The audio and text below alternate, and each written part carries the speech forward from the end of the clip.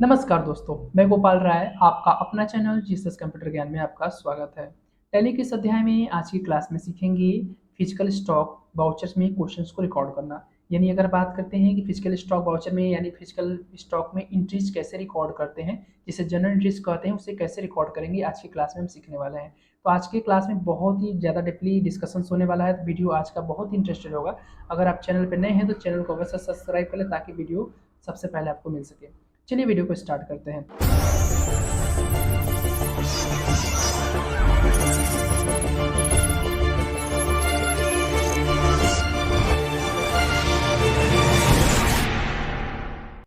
सबसे पहले अगर हम बात करते हैं क्वेश्चन की ओर लेकर चलते हैं, तो क्वेश्चन आपको देखने के लिए मिल रहा है यहाँ पे फिजिकल स्टॉक्स के बारे में बात करते हैं। फिजिकल स्टॉक्स क्या होता है, तो फिजिकल स्टॉक में हम किस प्रकार से क्वेश्चंस को रिकॉर्ड करेंगे, सबसे पहले क्वेश्चन को समझते हैं।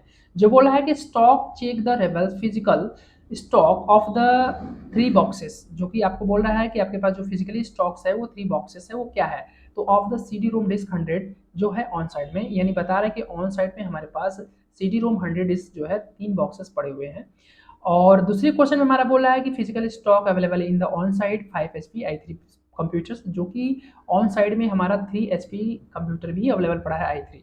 तो हमको क्या करना है, इन क्वेश्चंस को हमको रिकॉर्ड्स करना है। या जैसे आप कोई कंपनी में या किसी भी जगह या किसी भी ऑफिस में या किसी भी छोटे मोटे या किसी भी दुकान शॉप में अगर यदि आप काम करते हैं, तो वहाँ पे आपके पास अगर कोई आइटम्स अवेलेबल होता है, जैसे शॉप में अगर आपके पास कोई आइटम है, अगर आप सेलिंग कर रहे हैं, आप एक क्या करते हैं सप्लायर है, तो आपके पास जो आइटम बचा हुआ है, जैसे आपने सुबह सेलिंग स्टार्ट किया है, तो आपके पास जो टोटल स्टॉक्स था ओपनिंग स्टॉक में, जैसे 100 पीस अगर आपने कोई आइटम लिया है, उस 100 पीस आइटम में से अगर आपने कोई सेलिंग कर दिया, तो उसके बाद सेलिंग करने के उपरांत जो आपके पास अवेलेबल स्टॉक्स बचते हैं, उस स्टॉक को बैलेंस करने के लिए हम क्या करते हैं, यानी फिजिकल स्टॉक वाउचर का प्रयोग करते हैं।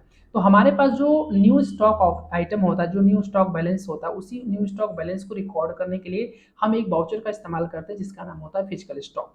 तो उसी फिजिकल स्टॉक वाउचर्स के अंदर हम क्या करने वाले हैं, क्वेश्चंस को रिकॉर्ड करने वाले हैं बहुत ही बारीकी से।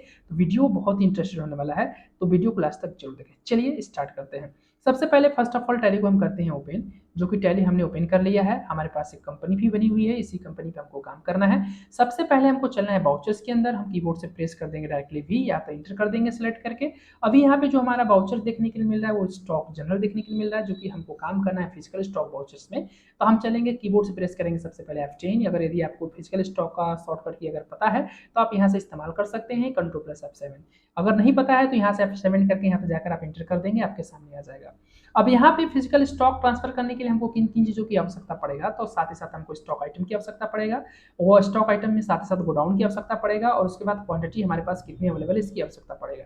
चलिए सबसे पहले अगर हम क्वेश्चन की अगर यदि बात कर रहे हैं, तो क्वेश्चन क्या कह रहा है, क्वेश्चन हमारा बोल रहा है कि यहाँ पे क्या आइटम हमारे अवेलेबल है, तो 3 बॉक्सेस है, CD रोम डिस्क 100 है, जो कि हमको क्या करना है, फिजिकल स्टॉक में मैनेज करना है। तो उसके लिए क्या करेंगे, चलेंगे सबसे पहले टैली में।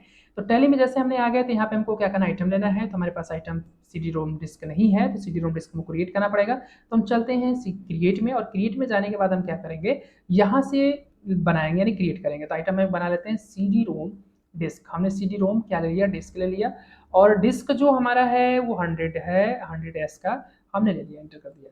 अब ये हमारा जो है एक पेरिफेरल डिवाइसेस है, तो हम पेरिफेरल में डाल देंगे, या क्रिएट करके एक पेरिफेरल ग्रुप बना लेंगे। तो हमने बना लिया यहाँ पे पेरीफेरल, तो हमने एक पेरिफेरल ग्रुप बना लिया है, एंटर कर दिया, और कंट्रोल ऐसे कर देंगे, ऐसे ग्रुप बन जाएगा।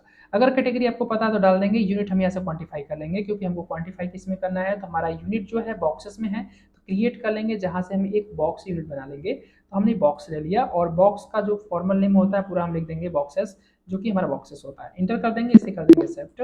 ये हमारा यूनिट बन गया। इसके बाद इसे हम कर देंगे इंटर इंटर करके सेफ्ट, कंट्रोल से सेफ्ट हो जाएगा। ठीक है, तो ये हमारा हो गया। अब ये पूछ रहा है कि आपका कौन सा गोडाउन से है, कौन से गोडाउन में है, तो ऑन साइड में है, कितनी क्वांटिटी है, 2 बॉक्सेस है, इंटर कर देंगे, 2 बॉक्सेस ले लेगा। इस प्रकार से इस्तेमाल कर सकते हैं। उसके बाद नेक्स्ट हमारा जो था वो HP था। तो HP का जैसे हमारे पास और भी आइटम है जिसे हम मैनेज करना चाहते हैं, मान लेते हैं SCL, जो हमारा SCL लैपटॉप i3 है, और ये हमारे पास ऑन साइड में कितना पीसीस है, तो हमने ऑन साइड में मान लेते हैं कि हमारे पास जो है 10 पीस अवेलेबल है, तो ये 10 पीस कर दिया एंट्री। अगर वही चीज़ हमारा वेयर हाउस में भी अवेलेबल है, तो वेयर हाउस में हमने कर दिया क्या कि हमारे पास 50 पीस अवेलेबल है।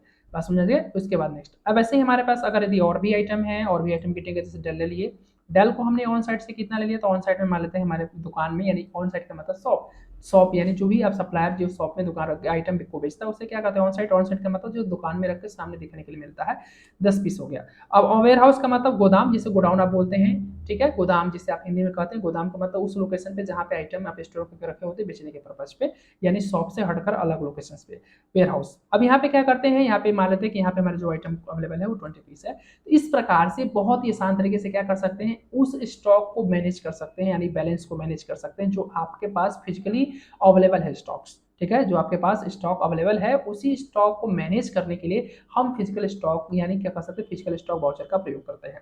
इसके बाद इंटर करके यहाँ से कर देंगे एक्सेप्ट और इससे कर देंगे एक्सेप्ट। तो इस प्रकार से फिजिकल स्टॉक वाउचर के अंतर्गत हम क्या करते हैं, ट्रांजैक्शंस को रिकॉर्ड करते हैं। यानी एक लाइन में बात करें कि हमारे पास टोटल कितने आइटम अवेलेबल हैं, उसी को मैनेज करने के लिए, बैलेंस करने के लिए हम स्टॉक, फिजिकल स्टॉक का प्रयोग करते हैं। चलिए दिखाते हैं कि हमने जो स्टॉक आइटम किया अभी जस्ट रिकॉर्ड किया फिजिकल स्टॉक में, उसकी एंट्रीज, उसका रिपोर्ट अगर यदि हम चेक करना चाहें तो क्या करेंगे, चलेंगे डिस्प्ले मोड रिपोर्ट में, कीबोर्ड से प्रेस करेंगे डी। उसके बाद हमको चलना है इन्वेंट्री बुक्स में, तो प्रेस करेंगे आई। और यहाँ से हमको फिजिकल स्टॉक दिखना है, तो फिजिकल स्टॉक के लिए क्या दिख रहा है, पी, तो प्रेस कर देंगे पी। पी करते ही हमारे सामने आ जाएगा, जो भी ट्रांजेक्शन आप किए होंगे यहाँ पे शो करेगा। तो हमने एक ही ट्रांजेक्शन किया है, एक ट्रांजेक्शन हमने 3 आइटम को क्या किया था यहाँ पे फिजिकली मैनेज किया था, बैलेंस किया था। तो इस प्रकार से आपको देखने को मिला कि कितने आइटम, कौन कौन से आइटम यहाँ पड़े हुए हैं। अब इस प्रकार से आप क्या कर सकते हैं, बहुत ही आसान तरीके से आप चेक कर सकते हैं कि आपके कौन से आइटम्स को अपने कितना आपके पास अवेलेबल बचा हुआ है, यानी कितने आइटम आपके पास में है। ये हमारा था स्टॉक यानी फिजिकल स्टॉक। इस प्रकार से हम फिजिकल स्टॉक वाउचर के अंतर्गत ट्रांजैक्शंस को रिकॉर्ड करते हैं। एक लाइन में बात करें तो हमारे पास जो टोटल अवेलेबल स्टॉक आइटम होता है उस टोटल स्टॉक आइटम को फिजिकली काउंट करके अपडेट करने की प्रक्रिया को, यानी अपडेट करके जिस वाउचर में रिकॉर्ड करते हैं उसे बोलते हैं फिजिकल स्टॉक। तो आज की क्लास में हमने सीखा फिजिकल स्टॉक वाउचर के अंतर्गत ट्रांजैक्शन को कैसे रिकॉर्ड करते हैं, बहुत ही आसान तरीके से, ठीक है। तो आज के लिए इतना ही, फिर मिलते हैं नेक्स्ट नए वीडियो के साथ। That, thank you.